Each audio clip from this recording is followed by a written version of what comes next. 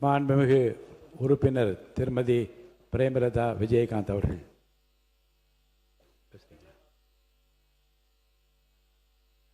தலைவர் அவர்களே, பேரவை தலைவர் அவர்களே, முதலமைச்சர் அவர்களே, எதிர்க்கட்சி தலைவர் அவர்களே, அமைச்சர் பெருமக்களே, சட்டமன்ற உறுப்பினர்களே, அவை பணியாளர்களே, காவலர்களே, கேமராமேன்களே, அரசு ஊழியர்களே, இங்கு பணியாற்றும் அனைவருக்கும் முதல்கண் எனது பணிவான வணக்கங்களை தெரிவித்துக் கொண்டு எனது உரையை தொடங்குகிறேன். நேற்று தமிழ் மீதான தீர்மானம், இன்றைக்கு 2 முக்கியமான தீர்மானம் இந்த அவையில் நிறைவேற்றப்பட்டிருக்கிறது. அந்த வகையில் முதலில் நமது அவைத் தலைவர் அவர்களுக்கு தேமுதிக சார்பாக முதல்ல பணிவான வணக்கங்களையும் நன்றிகளையும் இந்த நேரத்தில் சொல்ல விரும்புகிறேன். ஏன்னா முக்கியமா 2 விஷயம். நேரடியாக தொலைக்காட்சிகளில் நேரலையில் சட்டசபை நிகழ்வுகளை காண்பிக்க வேண்டும் என்பதை இந்த அவையில் எதிர்க்கட்சி தலைவராக புரட்சி கலைஞர் கேப்டன் அவர்கள் வலியுறுத்தி அதற்காக எவ்வளவோ வாதாடினார். அப்பொழுதெல்லாம் நிறைவேறாத அந்த நேரலையை இன்றைக்கு நேரலையாக ஒளிபரப்பி கொண்டிருக்கும் இந்த அவைக்கும் முதல்வருக்கும் பேரவைத் தலைவருக்கும் எங்களது நன்றிகளை தெரிவித்துக் கொள்கிறோம். அதற்கு அடுத்தது கேமராமேன்களுடைய ஒரு சின்ன ரிலாக்ஸ் பண்ணி அவங்கள மனித நேயத்தோடு நீங்க அதை பரிசீலிக்கணும் என்று சொன்ன உடனே மறுநாளே அதை மனித நேயத்தோடு ஏற்றுக்கொண்ட நமது அவைத் தலைவர் அவர்களுக்கு இந்த நேரத்தில் என் நன்றிகளை தெரிவித்துக் கொள்கிறேன். தமிழ் மீது நேற்று நாம் நிறைவேற்றிய தீர்மானத்தை தேசிய முற்போக்கு திராவிட கழகம் முழுமையாக வரவேற்கிறது என்பதை இன்றைக்கு தான் அது பதிய வைக்க முடியும். என்ன, நேற்று வாய்ப்பு எனக்கு கிடைக்கல. எல்லாருக்கும் பேசும் வாய்ப்பு இந்த அவையில் கிடைக்க வேண்டும் என்றதற்காக எல்லா தீர்மானத்தின் மீது இன்று நான் பேசுறேன். தமிழ் என்று சொன்னால் நம் தாய்மொழி, தமிழ், நம் நாடு தமிழ்நாடு, அதுல யாருக்கும் எந்த மாற்று கருத்துமே கிடையாது. அந்த வகையில் தமிழ் மொழியை நம் தமிழ்நாட்டில் இருக்கும் அனைவரும் தன் தாயாக தான் நினைக்கிறாங்க. அந்த நம்மளுடைய தமிழ் மொழிக்கு இலக்கணமான அந்த பாடலை இயற்றிய மனோன்மணியம் சுந்தரம் பிள்ளை அவர்களுக்கு இந்த நேரத்தில் நாம் நன்றிகளை தெரிவித்துக் கொள்வோம். அது மட்டும் கிடையாது,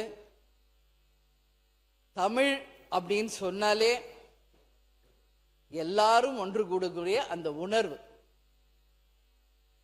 தமிழ் மொழியை தவிர வேறு எந்த மொழியிலும் நடிக்காமல் தமிழ் மொழியில் மட்டுமே பேசுவதை தன் வாழ்நாள் கடமையாக கொண்ட புரட்சி கலைஞர் கேப்டன் அவர்களுக்கு இந்த எதிர்கட்சி தலைவராக இந்த சட்டமன்றத்திலே அவர் உரையாற்றியது அனைவருக்கும் தெரியும்.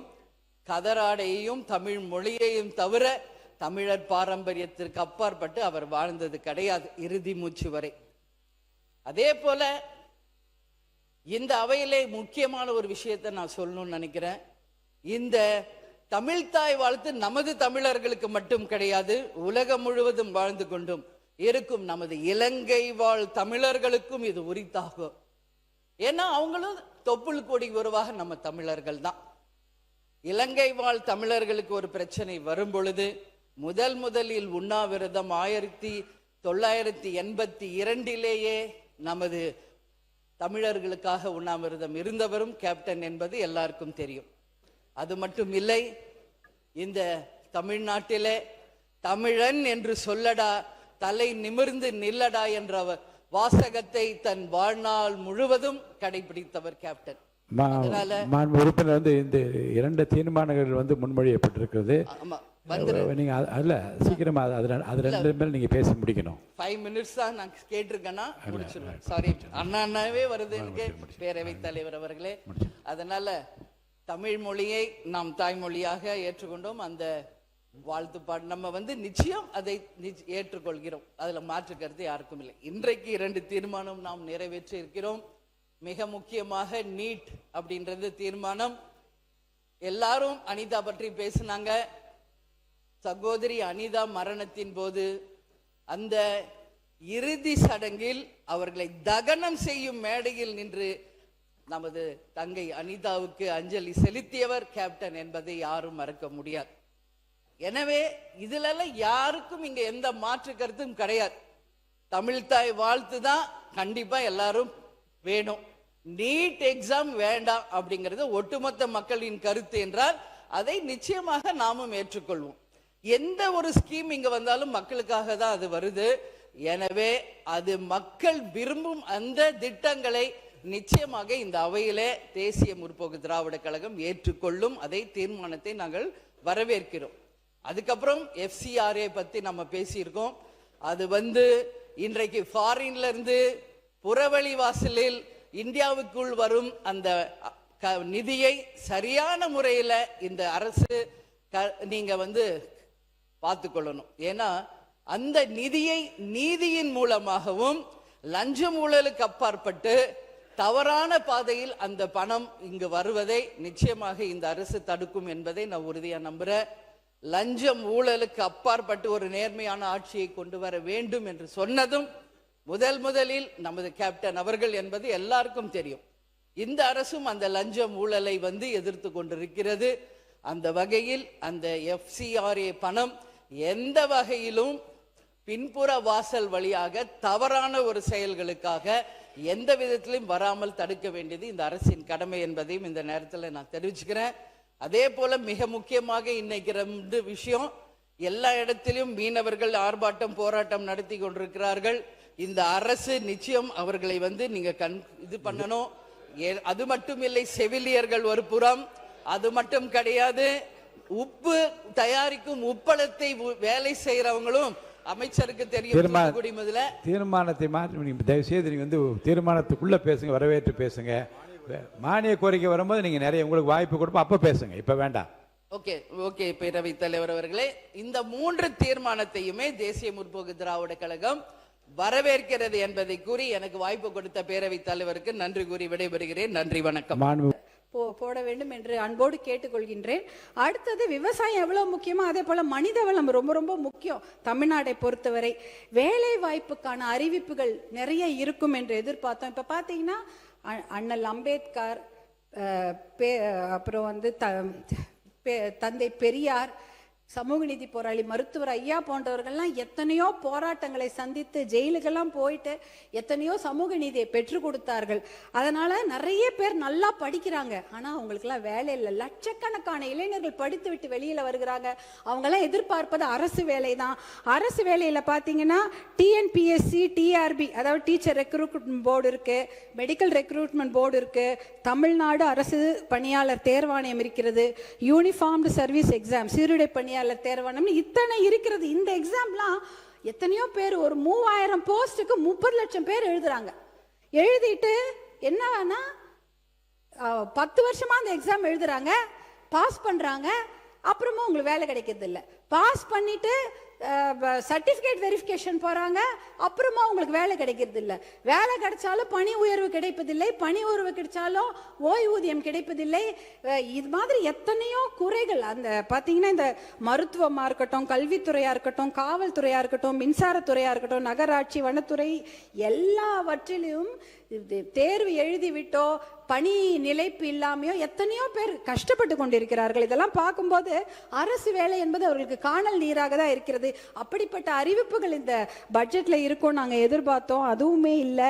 எத்தனையோ பேர் பார்த்தீங்கன்னா, நான் இந்த ஒரு அரசாணை மட்டும் நான் சொல்லிடுறேன் பேரவைத் தலைவர்களே. அரசாணை 152 GO 152 பார்த்தீங்கன்னா சென்னை மாநகராட்சி தவிர மிச்சம் இருக்கக்கூடிய 20 மாநகராட்சியில பணிகளே கிடையாது, அந்த பணிகளை எல்லாம் ஒப்பந்ததாருக்கு கொடுத்துடலாம் அப்படின்ற ஒரு ஜிஓ போட்டிருக்கிறாங்க. அதே போல GO 139 479 பேரூராட்சிகளில் அவுட் சோர்சிங் மூலமாக தான் பணி எடுக்க முடியும்னு ஒரு ஜிஓ இருக்கிறது. அதாவது துப்புரவு பணியாளர், ஓட்டுநர், வரி வசூலிப்பாளர், பாதுகாவலர்கள் என்ற நிரந்தர பணியிடங்கள்லாம் ஒரே இந்த ஜிஓலே ஒழிக்கப்பட்டுச்சு. 35,000 அரசு பணியிடங்கள் காலியாகி இன்னைக்கு 3,417 அரசு பணியிடங்கள் மட்டும்தான் இருக்குது. இதுலயே 12,000 வேலையும் இந்த இதுல ஒழிக்கப்பட்டுச்சு. கிட்டத்தட்ட 50,000 வேலை இந்த ஒரு 2 ஜிஓல போயிடுச்சு. அரசு வேலை. அரசு உயர்கல்வி நிறுவனங்கள், சுகாதாரத்துறை, ஊரக வளர்ச்சித்துறை, மின்சார வாரியம்ல டி பிரிவு பணியிடங்களும் அவுட் சோர்சிங் மூலமா தான் போகுது. அப்படின்னா அவுட் சோர்சிங்னா குத்தகை மூலமாக ஒரு மனிதவள நிறுவனங்களிலே அந்த வேலையை எடுத்து செய்யலாம். ஆனா அவங்களுக்கு அரசாங்கம் தான் அவங்களுக்கு பணி கொடுக்குறாங்க. அவங்க வந்து வேலையாட்களை அமர்த்தி அந்த வேலை வாங்கி கொள்ளலாம். இதுல பாத்தீங்கன்னா இந்த கான்ட்ராக்ட் ஒப்பந்த தொழிலாளர்கள் சந்திக்கும் இன்னல்கள் ஏராளம். பாத்தீங்கன்னா இதுல உழைப்பு சுரண்டப்படுகிறது, ஊதியம் சுரண்டப்படுகிறது, மனித உரிமை மீறல் இருக்கிறது, சமூக நீதி, இடஒதுக்கீடு இடமே கிடையாது. இந்த அவுட் சோர்சிங் முறையை கண்டிப்பாக ஒழித்து விட்டு, ஏன் தெரியுங்களா, 100 கோடி ரூபாவோ 150 கோடி ரூபாவோ அந்த நிறுவனங்களுக்கு கொடுத்தீங்கன்னா 12 கோடி ரூபாய் மட்டும்தான் அவங்க வந்து சம்பளமா கொடுக்குறாங்க. மிச்சம் 140 கோடி ரூபாய் என்ன ஃபினைல் வாங்குறதுக்கும் தொடப்பம் வாங்குறதுக்குமா யூஸ் பண்ணிக்கிறாங்க. அப்ப என்ன, அது அட்மினிஸ்ட்ரேஷன் சார்ஜஸ்ன்னு சொல்றாங்க. இதெல்லாம் வந்து ஒழிச்சிட்டாதான் இடஒதுக்கீடு பாதுகாக்கப்படும், மனித உரிமை மீறலை வந்து நம்ம குறைக்கலாம். அதே போல நீங்க பாத்தீங்கன்னா அடுத்தது டெம்பரரி தற்காலிக பணியிடங்கள். அந்த தற்காலிக பணியிடங்கள்ல வந்து 5 வருஷம் பணியாற்றினா அவங்களுக்கு நிரந்தர பணியிடமாக ஆக்கி கொடுக்க வேண்டும். இன்னொரு சொல்யூஷன் இருக்கு. தனியார் நிறுவனங்கள்ல 80% உள்ளூர் இளைஞர்களுக்கு வேலை வாய்ப்பு கொடுக்க வேண்டும் என்ற ஒரு பாலிசி டிசிஷன் சட்டத்தை கொண்டு வந்தா கண்டிப்பாக அரசு வேலை இல்லைன்னு ஆயிப்போச்சு. அட்லீஸ்ட் தனியார் வேலையிலாவது அவங்களுக்கு வந்து ஒரு முன்னுரிமை கிடைக்கும். இந்த பாலிசி டிசிஷன் பார்த்தீங்கன்னா ஆந்திரா, கர்நாடகா, குஜராத், மகாராஷ்டிரா, ஹரியானா எல்லாம் எடுத்திருக்கிறாங்க.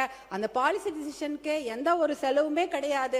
ஒரு சட்டத்தை போட்டால் கண்டிப்பாக 80% இளைஞர்களுக்கு தனியார் நிறுவனங்களில் வேலை கிடைக்கும். இது ஒரு சொல்யூஷனாக நாங்க சொல்றோம். இத மாற்றம் அப்படின்னு சொல்லிட்டு தான் எல்லாருமே வந்து ஆட்சிக்கு வந்திருக்கிறாங்க. இப்படிப்பட்ட ஒரு மாற்றத்தை கொடுக்க வேண்டும் என்பதற்காக தான் 2004 மருத்துவர் அன்புமணி அவர்கள் சுகாதாரத்துறை அமைச்சராக பொறுப்பேற்ற போது நிறைய முன்னேற்றமான திட்டங்களை கொண்டு வந்திருக்கிறாரு. அவர் அதற்காக 4 இன்டர்நேஷனல் அவார்ட்லாம் வாங்கினாரு. ஒரு மாற்றத்தை கொடுக்க வேணும், சிஸ்டத்தை மாற்றணும்னா அது மிகப்பெரிய சிக்கல், மிகப்பெரிய போராட்டம் என்பது நான் கண்கூடாக பார்த்திருக்கிறேன். மிகப்பெரிய ஒரு டொபாக்கோ மாஃபியாவை எதிர்த்து தான் அவர் போராடினாரு. அதற்காக அவருக்கு விருதுகள்லாம் கிடைச்சது. ஸ்டாண்டிங் ஓவேஷன்ல அமெரிக்கால கொடுத்தாங்க. அதே போல யுனைடெட் நேஷன்ஸ்ல WHO அவார்டு 2 வாங்கியிருக்கிறார் மருத்துவர் அன்புமணி. எதற்காக? இந்த கிராமப்புற சுகாதார திட்டத்தை அறிமுகப்படுத்தி 108 ஆம்புலன்ஸ் போன்ற திட்டங்களை கொடுத்ததற்காக WHO உடைய அவார்டை அவங்க வாங்குறாங்க. டோனி பிளேர் அவர் இங்கிலாந்துடைய prime minister, Bill Gates, Bill Clinton அமெரிக்காவுடைய அதிபர், அதே போல கோய்சுமி சொல்லிட்டு ஜப்பானுடைய பிரதமர், கோஃபி அன்னன் என்ற யுனைடெட் நேஷன்ஸ் ஜெனரல், இவர்கள் வாங்கிய விருதை மருத்துவர் அன்புமணி இந்தியாவில் வாங்கியிருக்கிறாரு. Rotary International award for polio எராடிகேஷனுக்காக, போலியோ ஒழிப்பதற்காக இந்த சாதனைகள் எல்லாம் அவர் செய்ததற்காக அந்த இன்டர்நேஷனல் விருதை அவருக்கு டெல்லியில வந்து கொடுக்குறாங்க.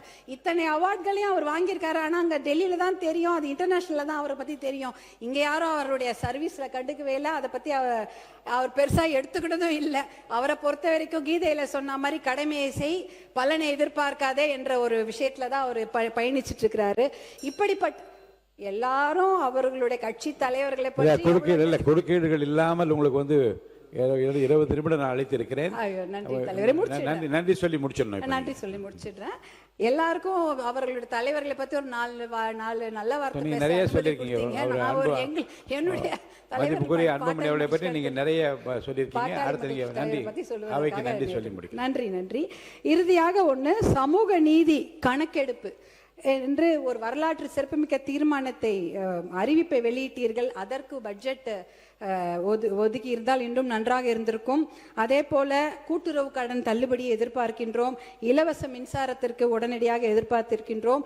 டாஸ்மாக் மதுக்கடைகளை படிப்படியாக மூடி பெண்களுடைய மகிழ்ச்சிக்கும் பாதுகாப்பையும் உறுதி செய்ய வேண்டும்.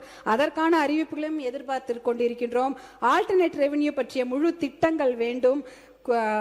அவுட் சோர்சிங் முறை முற்றிலுமாக ஒழிக்கப்பட வேண்டும். தற்காலிக பணி செய்பவர்களுக்கு அது நிரந்தர பணியிடமாக ஆக்கி கொடுக்க வேண்டும்.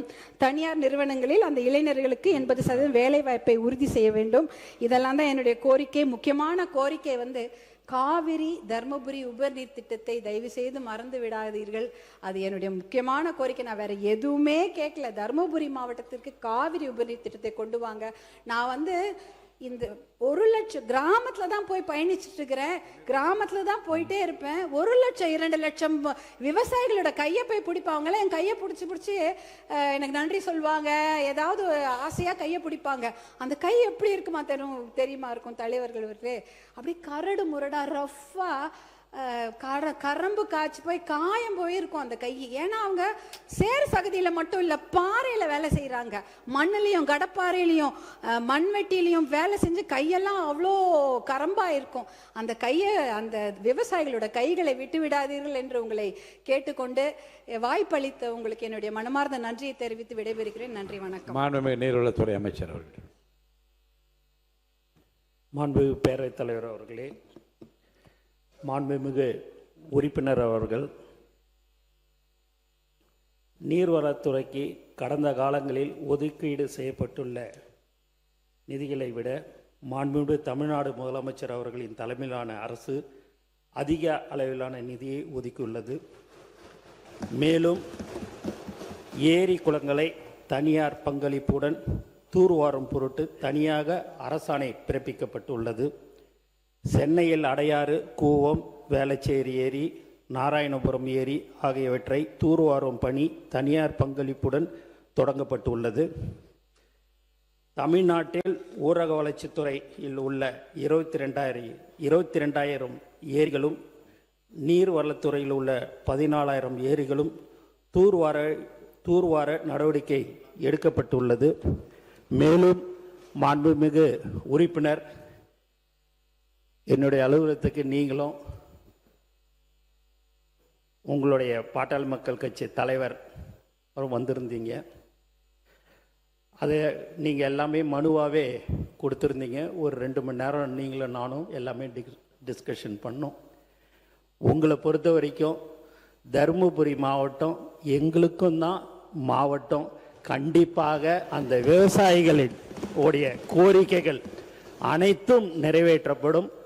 நீங்கள் ஏன்னா அந்த நீர்வளத்துறைக்கு எப்படியெல்லாம் நீங்கள் சில அட்வைஸ் எல்லாம் பண்ணீங்க, அது சம்பந்தப்பட்ட அதிகாரிகளோடும் கலந்து பேசி மாண்புமிகு முதலமைச்சருடைய கவனத்துக்கு எடுத்து செல்லப்பட்டு மிக விரைவில் நீங்கள் கேட்ட அனைத்து திட்டங்களையும் தருமபுரி மாவட்டத்துக்கு செய்து தரப்படும் என்பதை இந்த அவையில் தெரிவித்துக் கொள்கிறேன். நன்றி.